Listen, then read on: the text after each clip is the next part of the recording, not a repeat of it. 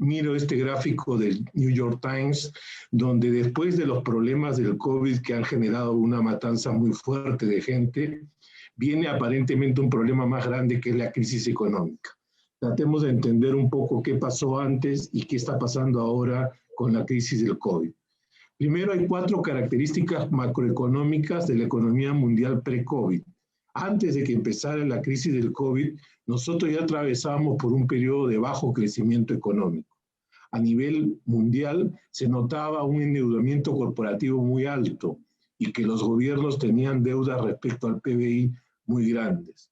Por otro lado, las tasas de interés real estaban resultando negativas respecto a la necesidad de los gobiernos de reducir las tasas de referencia de los bancos centrales y que quitándole la inflación, ese efecto generaba que la tasa de interés real sea negativa y vamos a ver algunos efectos que eso tiene sobre las finanzas y la economía. Y por último, se notaba un cambio en la capitalización bursátil del mundo, derivado de las tendencias macroeconómicas y financieras de lo que llamamos la nueva economía o la cuarta revolución mundial. Estas eran las proyecciones, fíjense, antes del pre-COVID se estimaba que para el mundo iba a crecer 3.3%, Estados Unidos 2%, Euro 1.3%, Oriente Medio y Asia Central 2.8%, básicamente por un crecimiento importante de China, y América Latina se pensaba que iba a crecer 1.6%. Y acá la gran pregunta es si la pandemia del coronavirus causa la crisis mundial o es solamente un detonante del estallido de una burbuja económica existente. Y eso es lo que vamos a tratar de responder en esta ponencia. ¿Qué está pasando en el mundo? Bueno, sencillamente todos los gobiernos han salido con políticas económicas tanto por el lado monetario como por el lado fiscal expansivas, ¿no? Y estas políticas económicas se explican porque son contracíclicas. Como hemos visto, la crisis del COVID lo que ha generado es un shock de oferta y un shock de demanda que necesariamente ha llevado a los gobiernos a tener políticas contracíclicas, tanto por el lado monetario, vía expansión monetaria y vía reducción de tasa de interés, como por el lado de la política fiscal vía incremento del déficit fiscal a través de mayor gasto del gobierno. Y esto termina con una expansión que duró desde el 2009. Fíjense, la expansión del mundo del 2009 al 2020 es una de las expansiones más largas en la historia reciente de la economía mundial. Esto nos lleva a pensar de que veníamos de un ciclo expansivo, fundamentalmente luego de la crisis del 2008, sustentado fuertemente con una expansión monetaria de los bancos centrales. Y este shock y este crecimiento económico fue abruptamente terminado por el coronavirus. Otra cosa que hay que ver es que a partir del 2008, con la crisis financiera del 2008, se nota un desacople entre el crecimiento del PBI mundial y el crecimiento del PBI potencial.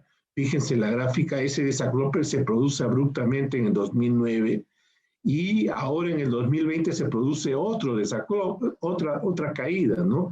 Con lo cual la tendencia del PBI real o potencial está muy debajo de lo que podría haber sido el PBI potencial histórico si se mantenían las tasas de crecimiento antes de la crisis del 2008. Conclusión, tenemos un problema estructural en la economía que no solamente deriva de la crisis del pre-COVID, sino que deriva fundamentalmente de la crisis financiera del 2008. Otro gran problema que tenemos es el déficit fiscal, ¿no? Si miran estas cifras de McKinsey, se estima que el déficit fiscal para Estados Unidos y para el mundo esté más o menos entre el 25 al 30%, ¿ok? Tomando como base el déficit fiscal del 2019. Esto implica un crecimiento muy fuerte de los déficits fiscales y un crecimiento muy fuerte de las presiones de los países para tratar de financiar esos déficits fiscales, ¿no? Y vamos a ver cómo eso genera una oportunidad para Perú, pero genera un problema para algunos países que están sobreendeudados. Otro elemento importante es cómo son las proyecciones luego que se ajustan debido a la crisis sanitaria del COVID. Fíjense, las economías avanzadas tienen el mundo va a decrecer en 4.4 para este año. Estas son proyecciones del Banco Mundial y del Fondo Monetario. Las economías avanzadas van a decrecer en 5.8. Estados Unidos es la principal economía que va a crecer 4.3, pero las europeas decrecen a doble dígito, ¿no?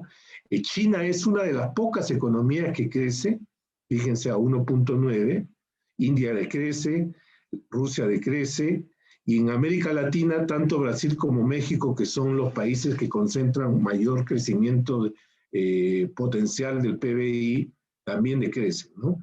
En otras palabras, tenemos un mundo recesionado después de la crisis del COVID, pero que venía con un proceso de desaceleración de la economía pre-COVID.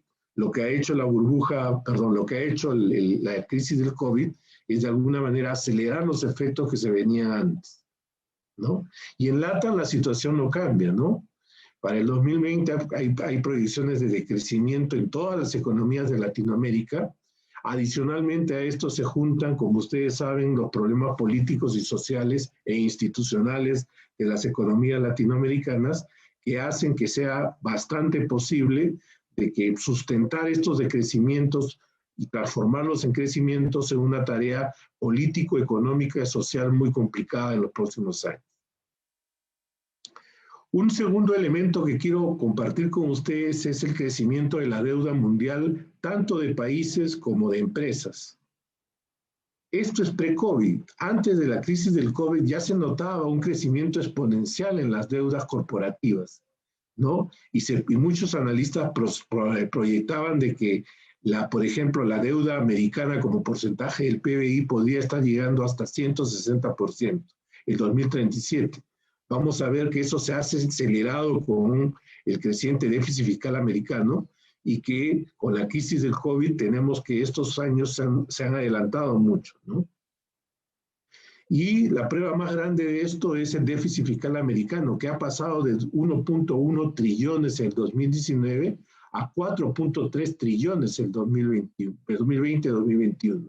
Esto va a llevar a que el déficit fiscal americano tenga un récord en las proyecciones respecto a lo que ha venido sucediendo en la economía americana. Y como ustedes, como buenos estudiantes de economía saben, un déficit fiscal se tiene que cubrir. Y la única forma de cubrirlo es aumentando los ingresos tributarios o reduciendo el gasto. Si reducimos el gasto en una economía recesionada, vamos a generar una mayor recesión. Si aumentamos los ingresos tributarios en una economía recesionada, vamos a aumentar la recesión. Por lo tanto, lo más probable que pase es que vayan a financiarse estos déficits fiscales que están pasando en todo el mundo. Y esos déficits fiscales financiados van a presionar al mercado monetario de una manera muy importante en los próximos años. Y esto es en los países en desarrollo. Fíjense el crecimiento, cómo ya venía cayendo antes de la crisis del COVID y cómo la deuda iba incrementándose. Entonces ya teníamos un problema de endeudamiento debido al poco crecimiento de los países, tanto Estados Unidos como los países en desarrollo. Y lo que nos hace pensar es si lo que ha hecho el coronavirus es acelerar un ajuste financiero que ya existía previo a la crisis, ¿no? Y de alguna manera muchos analistas pensamos que el coronavirus fue ese escenario de estrés que muchas calificadoras pensaban que se podía dar en el mediano plazo y que se dio rápidamente debido a la crisis del COVID. Y básicamente lo que generó este problema fue que a partir del 2008 las políticas expansivas de los gobiernos llevaron a que los países y las empresas tomaran más deuda porque bajaban las tasas de interés. Al bajar las tasas de interés se incentivaba a los países y se incentivaba a las empresas a tomar más deuda. Y estas deudas los llevaron a niveles de apalancamiento muy altos, ¿no? Fíjense en este gráfico, ¿no? La gráfica amarilla es el promedio ponderado de las clasificaciones de los bonos y fíjense la verde es ¿cómo se llama? El crecimiento de la deuda corporativa. fíjese que hay una relación inversa. Mientras las clasificaciones de los principales bonos corporativos están declinando, las deudas se están incrementando. Y eso es un potencial problema muy fuerte. Significa que las deudas corporativas están creciendo más allá de su calificación de riesgo. Por lo tanto, inversionistas están tomando mayores riesgos de los que deberían tomar en un mundo normal. Esto es un problema porque en algún momento, como hemos visto ya en Estados Unidos, podría generar defaults, ¿no? Fíjense, estas son las empresas que se han amparado de acuerdo al Chapter 11 de Estados Unidos. Tenemos a JCPenney, tenemos Intelsat, tenemos LATAM, Avianca, Hearst Corporation, en fin, una serie de compañías que han entrado en bancarrota producto del COVID, fundamentalmente porque tenían un problema de endeudamiento previo a la crisis. Entonces, la conclusión de esto es que nosotros teníamos un problema de deuda muy grande a nivel corporativo y a nivel país en todo el mundo, y que lo que ha hecho la crisis del COVID es agudizar y acelerar el crecimiento de lo que vendría a ser una crisis financiera probable derivada de este problema, ¿no? Un tercer elemento que me interesa discutir con ustedes es de la tasa de interés. Como ustedes saben, las tasas de interés en todos los supuestos macroeconómicos y financieros asumimos que la tasa de interés real es positiva. Y lo que está pasando en el mundo moderno es exactamente lo contrario, que la mayoría de países están tomando tasas de interés real negativas debido a su necesidad y a la urgencia de expandir su política monetaria para mantener el crecimiento económico. ¿Ok? Y eso genera una serie de problemas. Por un lado, genera de que los ahorristas se desincentiven de ahorrar, lo cual no es tan malo en un mundo recesionado porque el consumo pasa a ser una prioridad, pero también incentiva a inversiones que no sean rentables, ¿no? O una tasa de interés negativa, real negativa, muchos proyectos de inversión que normalmente no hubiesen pasado porque la TIR era menor que el WACC, debido a que la deuda se vuelve negativa, la TIR se vuelve mayor que el WACC y este proyecto se vuelve rentable. Cuando las tasas de interés vuelvan a sus niveles normales, estos proyectos de inversión dejarán de ser rentables y vamos a tener un problema de solvencia, tanto en el sistema financiero, bancario y crediticio a nivel mundial. Este es el gran problema de tener una tasa de interés real negativa. Distorsiona los supuestos de la teoría económica y financiera y genera que muchos proyectos que en realidad no son rentables, debido a que el costo de la deuda es muy bajo, se vuelvan rentables. Y fíjense, en Estados Unidos, si calculan la tasa de interés real negativa que está acá, fíjense, a partir del 2010 ya se vuelve negativa, empieza una época de corrección que inmediatamente en el 2020 empieza nuevamente a reducirse. Entre el 19 y el 20 hemos tenido y tenemos periodos de tasa de interés real negativas. ¿Por qué? Porque la inflación ha sido más grande que la tasa de interés de Estados Unidos. Ok, finalmente, un tema importante que hay que entender es el tema de la capitalización bursátil. ¿Qué cosa es la capitalización bursátil? No es más que el valor de las acciones de una empresa en el mercado bursátil. ¿Ok? Normalmente nosotros valorábamos las empresas con los flujos de caja descontados y eso nos permitía tener un valor de la compañía lo más cercano posible a su valor real. Lo que se ha generado en los últimos años es que toda esta expansión monetaria ha ido de alguna manera a presionar a los mercados de valores. ¿Y esto por qué?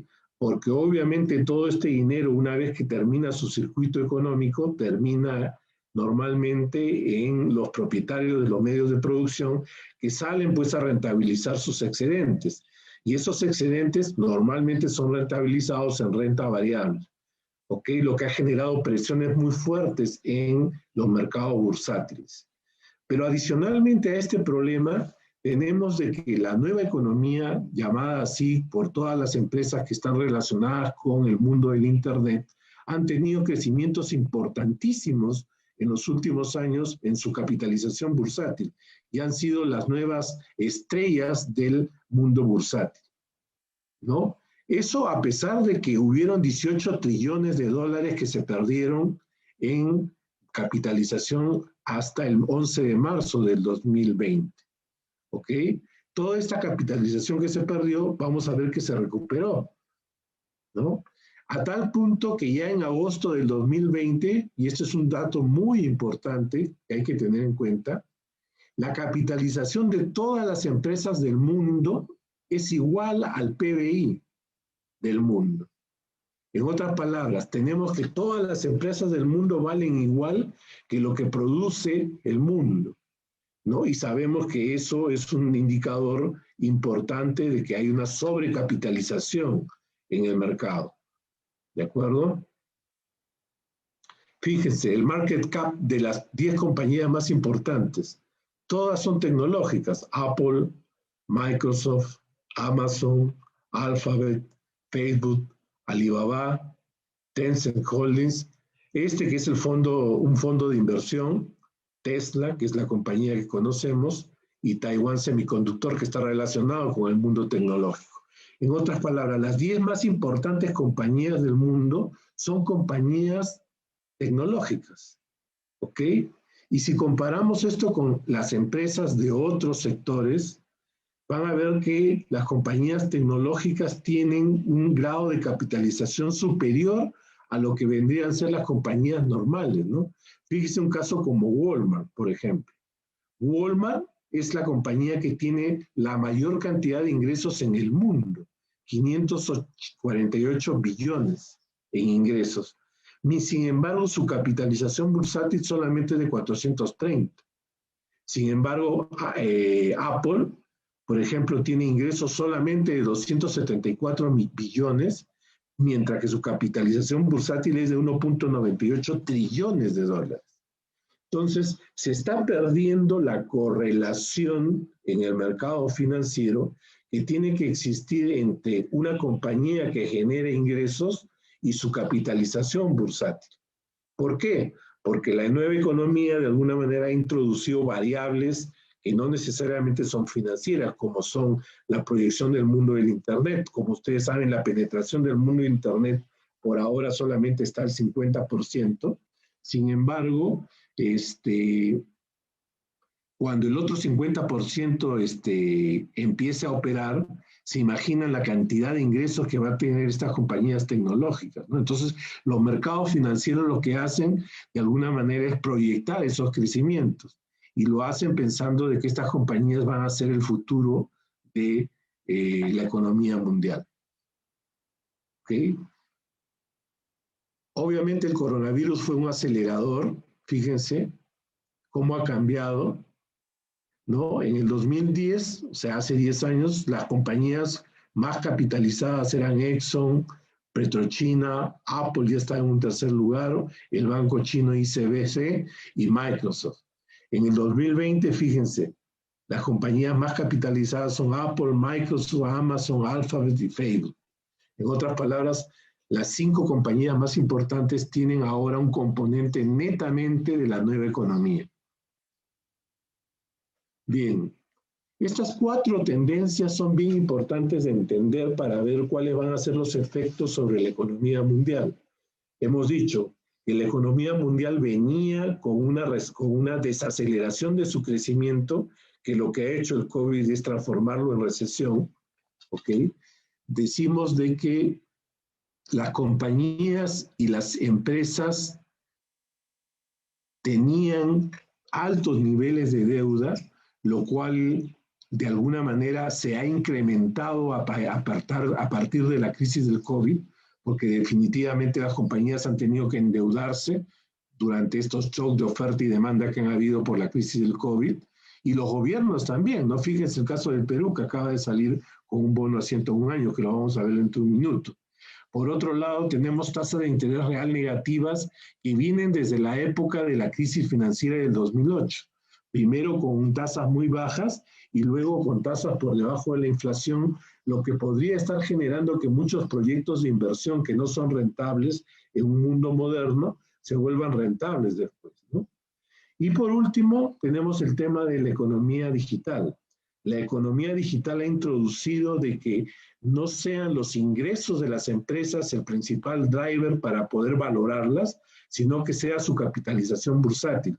Y fundamentalmente, como ustedes saben, la capitalización bursátil está fundamentalmente centrada en percepciones.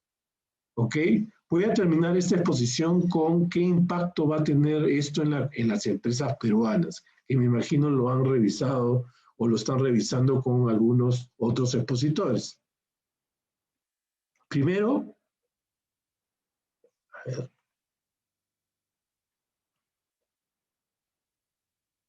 Ok. Fíjense qué impacto tiene un decrecimiento de 1 punto porcentual en China en Perú.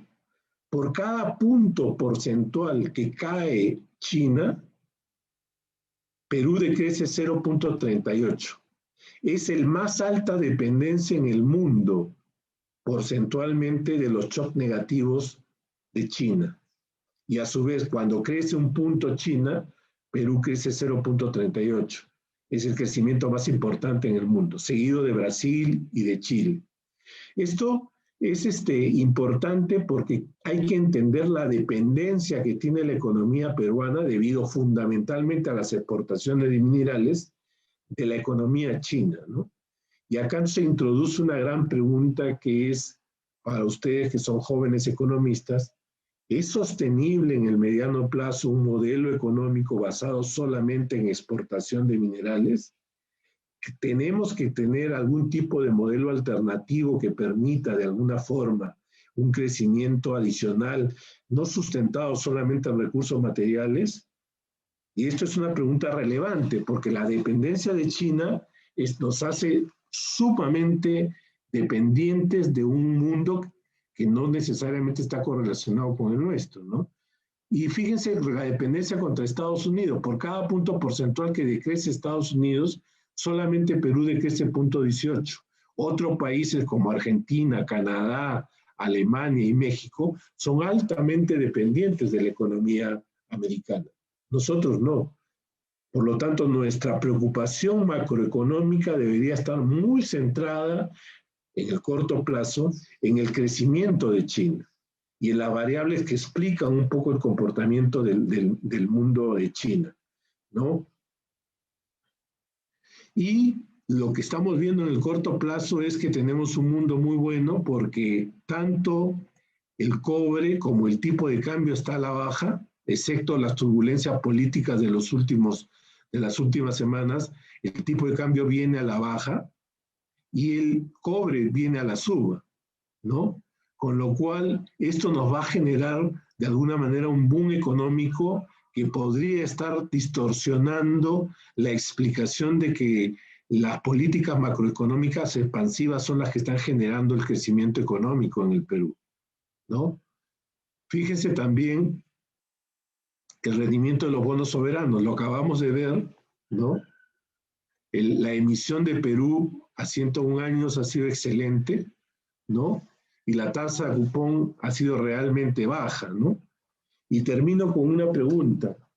¿Debemos preocuparnos de la tasa de interés de un endeudamiento a 101 años o debemos preocuparnos de cómo resolver el problema del déficit fiscal vía ingresos tributarios?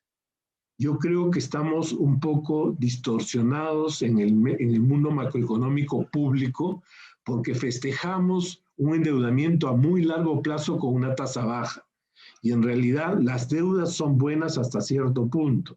Lo importante es tener una economía sana, una economía con una tasa de interés real positiva, con un crecimiento económico cerca a su PBI potencial, con desarrollos que impliquen contener la economía en una economía nueva de servicios de inteligencia, una economía digital, y no preocuparnos mucho de lo barato que conseguimos el endeudamiento, sino preocuparnos fundamentalmente de cómo vamos a estructuralmente reducir el déficit fiscal de la economía peruana. ¿Ok? Con eso termino mi exposición y quedo abierto a las preguntas que deseen hacerme, por favor.